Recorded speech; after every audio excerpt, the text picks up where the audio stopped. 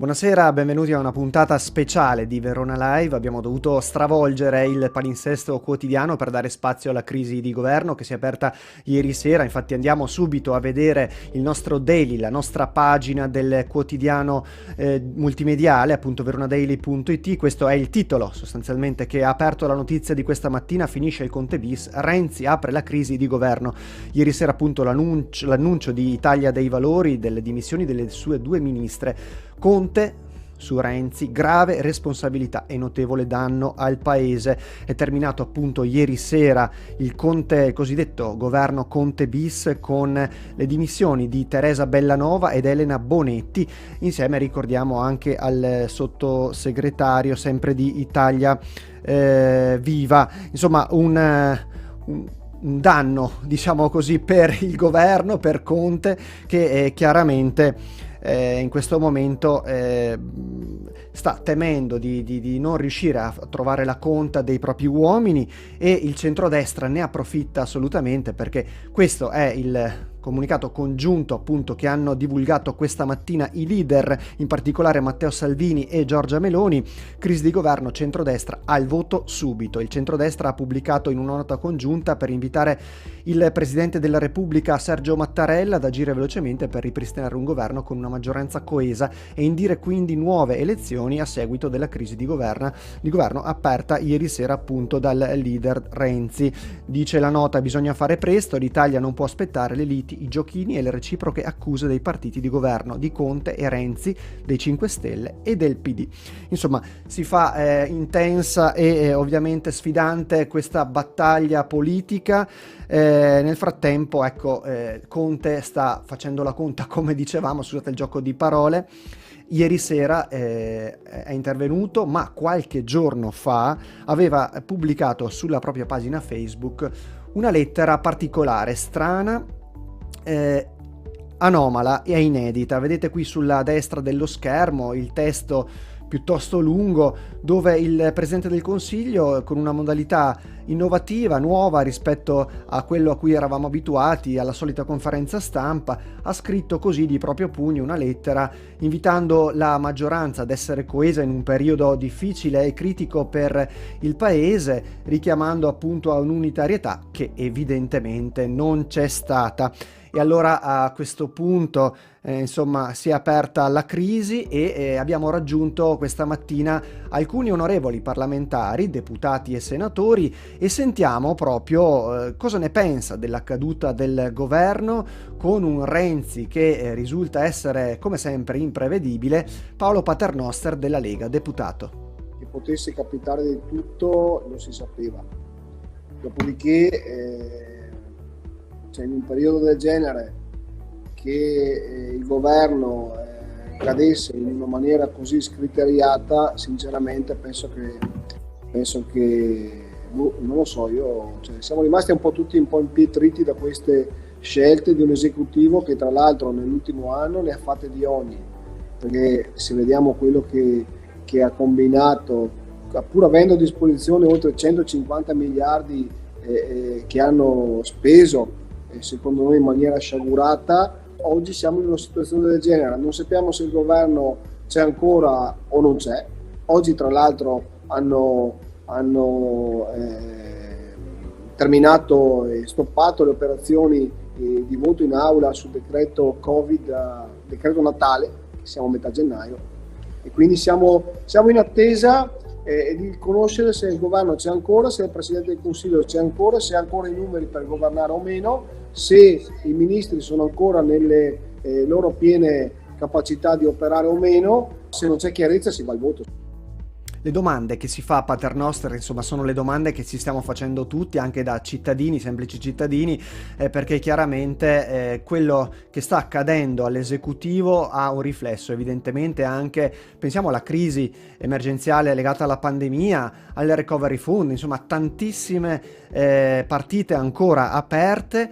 E dalla Camera, quindi da Montecitorio, ci spostiamo a Palazzo Madama al Senato, dove abbiamo incontrato un altro altro esponente del Carroccio, questa volta un senatore, Cristiano Zuliani, che appunto non si aspettava una mossa così decisa da parte dell'ex presidente del Consiglio Matteo Renzi. Sentiamo. Ecco, per quel che riguarda la mossa di Renzi, anche se era stata era stato annunciato il ritiro delle dimissioni dei membri di governo suoi, quindi la Bonetti, Bellanova, ministri, e Scalfarotto, sottosegretario, sinceramente io ero un po' come San Tommaso, io non ci credevo a questa sua mossa, che poi è arrivata ieri nel pomeriggio, perché sinceramente, mettendomi nei panni del leader di Italia Viva, io paventavo poi un suo oscuramento dalla cronaca nei giorni a seguire, perché poi ovvio, nel momento in cui uno esce dal governo, esce dalla maggioranza, un gran sicuramente momento di visibilità, però poi seguito a fronte di contromosse del Premier Conte, che avrebbe fatto sì che non avrebbe più avuto visibilità. E certamente per quel che riguarda la Lega, come lei ha dichiarato, Matteo Salvini si è già espresso. Personalmente la soluzione del voto per me sarebbe la migliore, perché sarebbe giusto che gli italiani potessero indicare una maggioranza di governo attraverso delle consultazioni politiche. E immaginiamo che non sarà così, però abbiamo dato anche come centrodestra un'immagine di compattezza, dichiarando che non faremo parte di un rimpasto, una maggioranza allargata per sostenere un eventuale governo con la sinistra. Ecco, se la scelta di Renzi ha sorpreso in un certo modo la Lega, sia alla Camera che al Senato, più vicini all'area ovviamente di Italia Viva ci sono gli esponenti Dem del Partito Democratico, e qui le idee molto molto chiare le ha invece Vincenzo D'Arienzo, il senatore D'Arienzo, sulla scelta che ha fatto Renzi, di questa tensione tra lui, quindi Renzi, e Conte. Se ne parlava ovviamente da tempo, e evidentemente negli ambienti del PD si risentiva anche di questa tensione. Che analisi ha fatto il PD e soprattutto, come abbiamo detto, non c'è nessuna sorpresa? Sentiamo.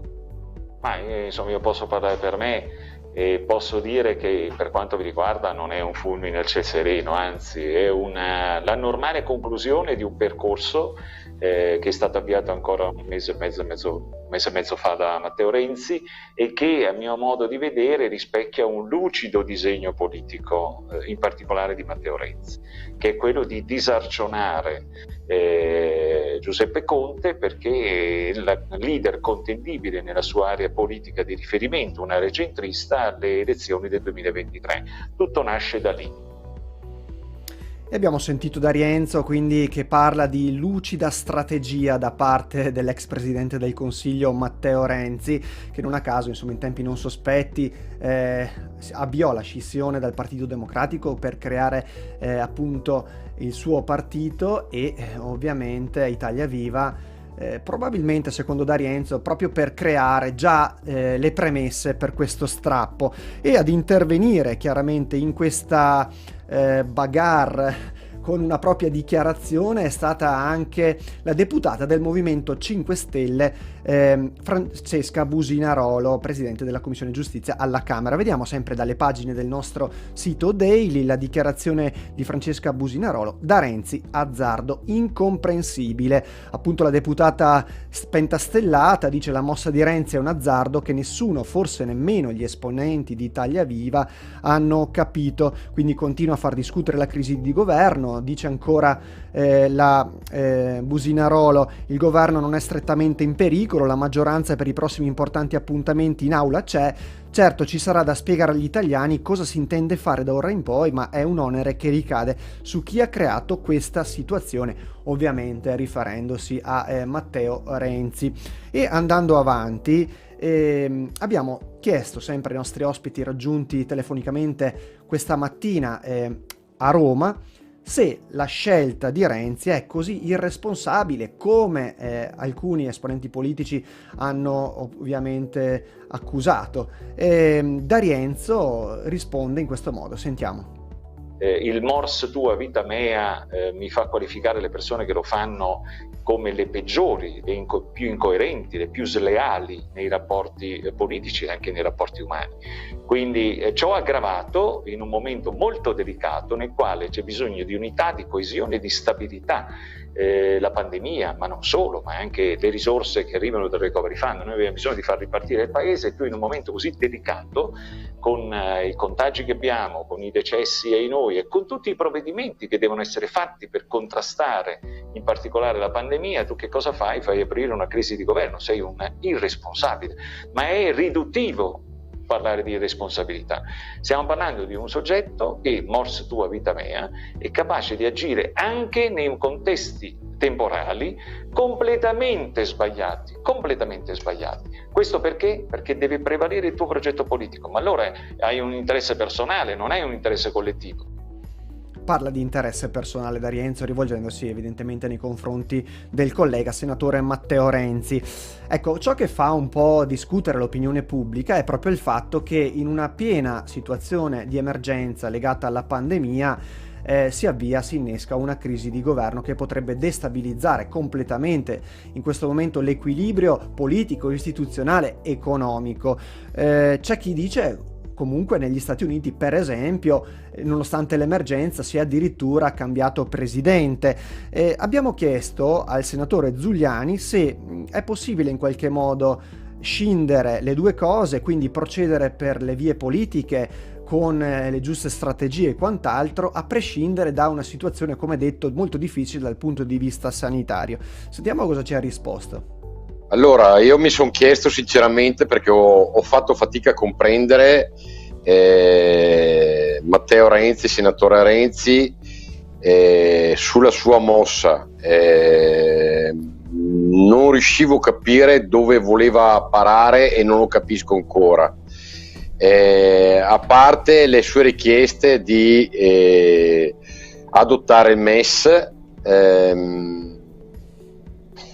mi sento di presumere che in realtà Italia Viva voglia un leader, precedentemente, perché da novembre che lo chiedono, come Conte, della loro maggioranza di governo, che sia più incisivo, che si faccia valere. E secondo me Renzi si sta muovendo secondo alcune logiche dettate da forze politiche extranazionali, che vorrebbero che, complice anche questo periodo emergenziale, un governo si piegasse ai dettami extranazionali e imponesse una certa linea. E mentre appunto Renzi compie la sua strategia, che viene analizzata più o meno attentamente da destra a sinistra, si cercano di fare delle ipotesi, Conte, e andiamo questa volta sul sito dell'ANSA, ha annunciato appunto pochi minuti fa: andrò in Parlamento e intanto prende l'interim dell'agricoltura, ovviamente ministero che era occupato fino a ieri sera dalla ministra Bellanova. Dopo l'appello di Di Maio al Senato si affacciano i costruttori Nencini e Maraio. I Dem e Movimento 5 Stelle assicurano mai più con Italia Viva. Questo è appunto un giuramento che fanno appunto i Dem, Partito Democratico, e il partito di Luigi Di Maio. E il Presidente del Consiglio appunto ha espresso la sua intenzione di andare al più presto in Parlamento per l'indispensabile chiarimento politico mediante comunicazioni sulla crisi in atto provocata dallo strappo di Renzi.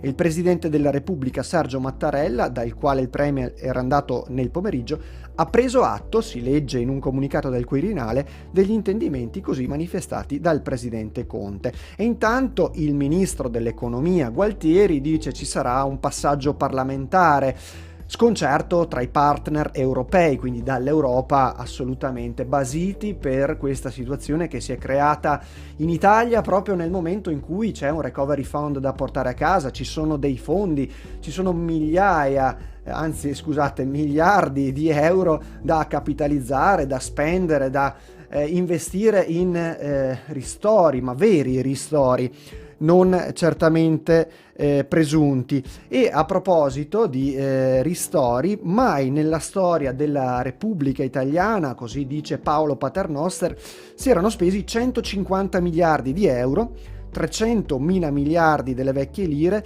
in maniera, secondo Paternoster, sconsiderata. Col recovery saranno pensate quasi 300 i miliardi di euro a disposizione. Come bisogna spenderli? Sentiamo Paternoster. Questi soldi devono essere spesi bene, devono essere spesi in capitoli che devono riguardare tutta l'economia nazionale, devono essere spesi secondo noi subito, perché i soldi servono subito, ma soprattutto devono essere spesi da un governo e programmati da un governo che deve avere la piena legittimità del Parlamento. Questo Parlamento che purtroppo, dico io, è stato chiaramente nell'ultimo anno esautorato dal Presidente del Consiglio, perché con questi continui di PCM il Parlamento è stato esautorato nei suoi poteri. E ricordiamoci bene che il Parlamento è l'espressione del popolo, e quindi il comportamento di Giuseppe Conte nell'ultimo anno è stato gravissimo. Ecco, per chi si fosse collegato soltanto adesso, ricordiamo che a inizio puntata abbiamo parlato di sorpresa, di shock quasi, no? Per una scelta sì che era nell'aria da parte di Renzi, se ne parlava, insomma c'era una tensione bella evidente tra lui e il Presidente del Consiglio Conte, però non ci si aspettava che lo strappo arrivasse così in maniera netta e in maniera così rapida. Ma allora, in che fase ci stiamo trovando? Quali sono gli equilibri? Si andrà al voto? Sentiamo la lettura complessiva sempre del senatore del Partito Democratico Vincenzo D'Arienzo. Noi siamo in una fase nella quale il voto è l'ultimissimo scenario, per non dire il voto anticipato, per non dire che è escluso, ma non mi riferisco alla pandemia in particolare. Noi dobbiamo essere molto sinceri, molto sereni. Se si andasse adesso al voto si rischierebbe per l'area di governo, diciamo il centro-sinistra più l'area di governo, i nostri alleati, si rischia di non tornare più a Palazzo Chigi in un sistema elettorale che è maggioritario sostanzialmente, con la riduzione dei parlamentari. Si rischia di non affrontare l'elezione del capo dello Stato con una posizione di forza, significa perdere tutte le occasioni positive del recovery plan. Queste sono le ragioni di fondo per le quali sarà difficile andare al voto, a meno che non si rotoli per inerzia. In una condizione del genere, se non c'è il voto anticipato, che è l'unica cosa che Renzi può temere, c'è tutto il resto. E tutto il resto è: se in futuro il sistema elettorale, la legge elettorale che dobbiamo cambiare perché questa non è adeguata ai tempi e neanche alla riduzione dei parlamentari, sarà proporzionale, prevalentemente proporzionale, l'occasione quale sarebbe stata? Quindi noi avremmo visto una lista PD, una lista 5 Stelle, l'EU, una lista Italia Viva e una lista Conte. Conte dove va a pescare con questa lista? Probabilmente come più o meno la lista Monti del 2013, pesca in particolare nell'area centrale dello schieramento politico, quindi è un contendibile nell'area politica di Renzi. Se questa coalizione questi partiti dovessero prevalere con la loro somma, è molto facile che ne nasca una prosecuzione dell'attività di governo attuale, la stessa coalizione probabilmente. E chi potrebbe essere in pole position per rifare il Presidente del Consiglio? Probabilmente di nuovo Giuseppe Conte. Questo è lo scenario che Renzi deve evitare come il pane, come l'aria, deve evitarlo, perché significa per lui essere emarginato nel sistema politico italiano, ragione per la quale, a mio modo di vedere, è da almeno un mese e mezzo che cerco di dire nelle mie interlocuzioni che prima o poi saremmo arrivati a questo scenario, cioè che Renzi non poteva permettere quell'evoluzione e l'unico spazio possibile è quello da qui fino a giugno, perché poi c'è c'è il semestre bianco e da marzo dell'anno prossimo sarà difficile andare a votare, se non fino alla fine della legislatura, insomma, ecco. E allora Conte cosa fa? Vediamo sempre dal sito dell'ANSA.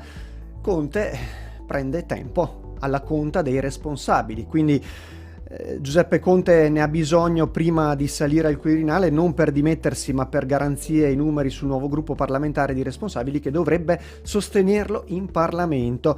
Tempo che opposizione, ma oggi anche il PD, negano chiedendo di parlamentarizzare immediatamente la crisi. Tempo che anche Mattarella pretende sia breve. PD, Movimento 5 Stelle e Leu blindano il Premier che chiude con Renzi, la cui inaffidabilità politica, Nicola Zingaretti, lo certifica così davanti ai Dem, che però chiedono ai responsabili, se ci sono, di uscire allo scoperto. Clemente Mastella, che tira le file dell'operazione con la consorte Sandra Lonardo, rassicura: non cerco i responsabili con il lanternino, ma ci sono, come i Viet Cong. E per il sostegno a Conte, prima eravamo a -4, poi a -3, ora a -2. Di tutta questa situazione, insomma, sentiamo cosa ne pensa Paolo Paternoster. Per quanto ci riguarda, o c'è una maggioranza solida che può guidare il paese in modo positivo per i prossimi 2 anni e mezzo, oppure è inutile andare a perdere tempo, buttare via soldi, perché con scelte sbagliate si buttano via soldi e si programma in modo negativo il nostro futuro. E quindi o c'è una maggioranza solida o si deve andare assolutamente e in maniera quanto più possibile veloce al voto, perché solamente un governo che ha riscontro del popolo e soprattutto un riscontro parlamentare, cioè numericamente parlando un governo solido, può fare scelte positive per i cittadini e per le aziende, perché ricordiamoci che ci sono milioni di persone purtroppo che nell'ultimo anno sono cadute in povertà. Che risposte gli diamo a questa gente? Cioè, che risposte gli diamo noi ai ristoratori, ai baristi, ai titolari di piscine, di centri sportivi, di palestre e di tutte quelle categorie economiche che sono chiuse ormai da un anno? Che risposte gli stiamo dando? Ristori, 500 euro al mese, 600 euro al mese, li facciamo aprire oggi e chiudere fra 3 giorni, magari con provvedimenti decisi all'ultimo minuto. Ma è così che si governa? È così che si governa? Un bel interrogativo da parte dell'onorevole Paternoster. Allora, lo stesso Paternoster a inizio puntata, se ci avete seguito, ci ha detto che Renzi è assolutamente imprevedibile e si sa. C'è un'ipotesi surreale per alcuni, però appunto siamo abituati anche a colpi di scena incredibili, ovvero che Renzi strizzi l'occhio anche a Meloni e Salvini nel caso in cui si andasse a votare. Chiaro, sembra una situazione paradossale, però qualcuno ci ha pure pensato. Sentiamo cosa ne pensa invece D'Arienzo.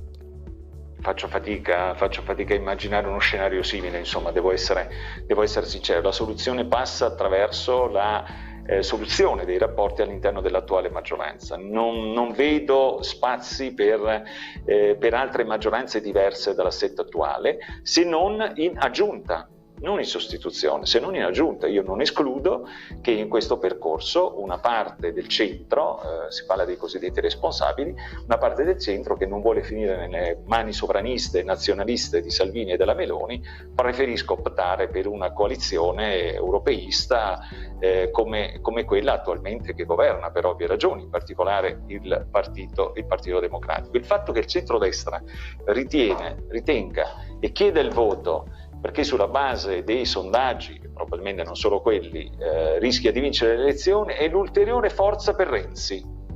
È Renzi che si nutre di quella informazione per continuare a fare i suoi giochi di interessi di parte. Posso farlo con un esempio concreto.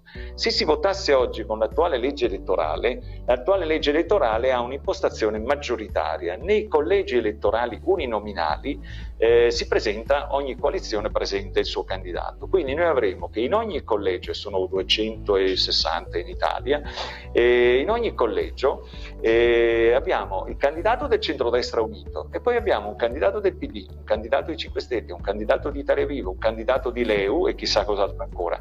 La vittoria del candidato di centrodestra è nelle cose, non c'è contendibilità, perché non è possibile che c'è chi si unisce e chi invece si disunisce. Questa consapevolezza dà benzina al progetto politico di Renzi. Questa consapevolezza dà benzina al progetto politico di Renzi. E Conte che fine farà? Questa è la domanda da $1 milione che tutta Italia in questo momento si fa, e la risposta chiaramente non ce l'ha nessuno. Vedremo appunto cosa succederà quando Conte si presenterà al Parlamento, abbiamo provato a chiedere comunque al senatore Zuliani appunto questa domanda: che fine farà il presidente Conte? Bella domanda, alla quale non so rispondere, perché comunque tutti stanno facendo un toto governo, un toto ministri. È pur vero che stamattina la Bonetti, su alcune dichiarazioni, ha dato una disponibilità, almeno quello che ho capito, a ridiscutere una partecipazione alle forze di maggioranza di Italia Viva. Questo potrebbe significare un rimpasto con altri ministri parlamentari e extraparlamentari di Italia Viva, come un'esclusione totale della componente di sinistra di Italia Viva, ecco. Insomma, avete sentito Zuliani, il senatore della Lega, ha provato a dare una risposta, ma come abbiamo detto, insomma, nessuno sa cosa accadrà, se un Conte Ter, se invece si scioglieranno le Camere, quindi bisognerà pensare a un nuovo voto, ma sarà molto difficile, anche perché inizia un semestre bianco a breve, ma comunque c'è anche un Presidente della Repubblica che dovrà essere eletto, inizia l'ultimo anno anche di mandato per Mattarella. Quindi una situazione davvero difficile, complicata anche dall'emergenza Covid e lo ripetiamo, lo sblocco dei fondi europei, del Recovery Fund, che devono essere assolutamente portati in Italia per garantire ristoro alle attività commerciali e alle imprese che hanno subito in maniera, clamorosa l'emergenza Covid sui propri fatturati, che si sono in alcuni casi azzerati. Per cui non è il momento di litigare, è il momento di una scelta matura, responsabile. Vedremo se le forze politiche italiane in questo momento saranno all'altezza. Verona Live questa sera speciale crisi di governo termina qui e torna ovviamente domenica sera. Buona serata.